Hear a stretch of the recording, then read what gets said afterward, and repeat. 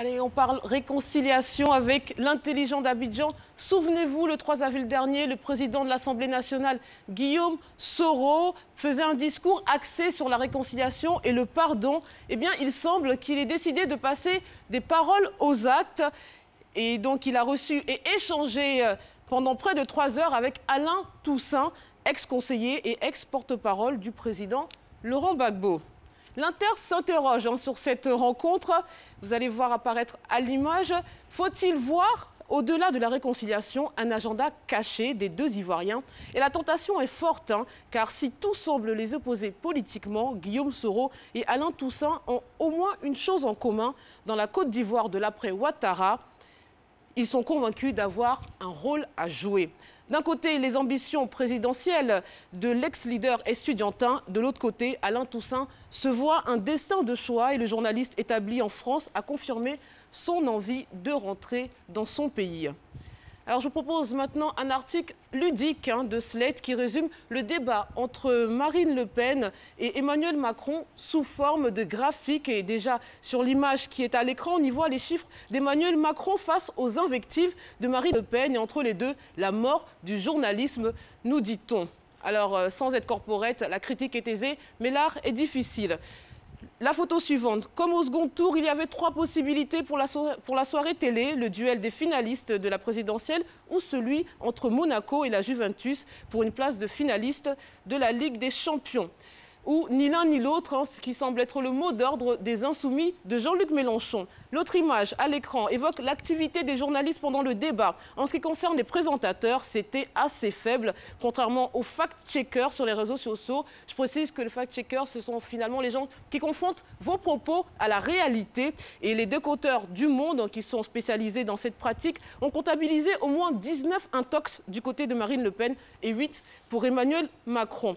On finit avec le meilleur graphique sur la sévérité prônée par Marine Le Pen dans les affaires de justice. Et la sévérité est maximale lorsque ça ne la concerne pas, bien évidemment. Allez, on va changer totalement de sujet cette fois-ci. Je vous propose un article de Go Magazine qui nous apprend donc que le 28 avril dernier s'est tenu le prix du Conseil national de la presse présidé par le ministre de la Communication et de l'économie numérique Bruno Connet et parrainé par Madame Martine Kofi-Studer, PCA de Bolloré Transport Logistique. Alors au chapitre des distinctions, le prix CNP de l'encouragement a été décerné à l'excellent L'éléphant déchaîné. Celui de la presse d'information générale est revenu au quotidien Soir Info, tout aussi bien. Et quant au prix CNP de la presse d'information spécialisée, c'est à l'hebdomadaire Go Magazine qu'il est revenu. Donc bravo à eux 3. On reste sur le journal Go Magazine, si j'ose dire, qui propose aussi une longue interview de l'humoriste Maman. Et la première question, c'est comment Mohamed Mustafa Mokhtari est devenu Maman. Alors, il nous dit qu'il faut savoir avant tout qu'il est nigérien et d'ethnie Haoussa. Le prénom Mohamed désigne Man en Haoussa. Et au Niger, ils sont nombreux, mes compatriotes, qui portent ce nom, nous dit-il. Maman évoque aussi son attachement à la Côte d'Ivoire, qu'il a connu grâce aux fonctions de diplomate de son père. Il y a fait ses classes de primaire et collège, puis il nous dit « Je suis revenu passer ma licence et ma maîtrise. J'étais au campus 2001 de Cocody ». Allez, on va parler un peu des autres people.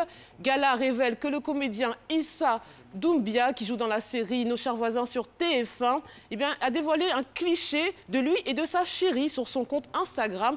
L'image va certainement apparaître à l'écran. On voit donc une jeune femme derrière lui.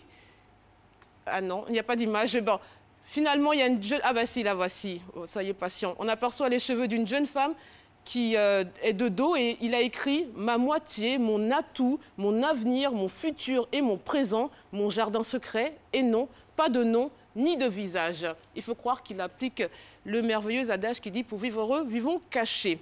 Allez, on va donc finir avec une caricature du journal Bitch. Je me suis trompée, mais la semaine prochaine, je vous promets de le prononcer correctement. Alors, on voit une femme qui se gare visiblement là où on gonfle les pneus et elle appelle l'employé. « S'il vous plaît, monsieur ?» Il répond « Oui, j'arrive. » Il lui dit « C'est pour gonfler vos pneus ?» Elle se lève et dit « Non, tu vas pomper mes seins. Ça fait combien ?» Voilà, un peu d'humour pour ce vendredi. Allez, bon week-end à tous et je vous retrouve dimanche pour Ailleurs dans le monde spécial présidentiel 2017 de 17 h à 19 h et lundi dans Matin Bonheur. Bon week-end.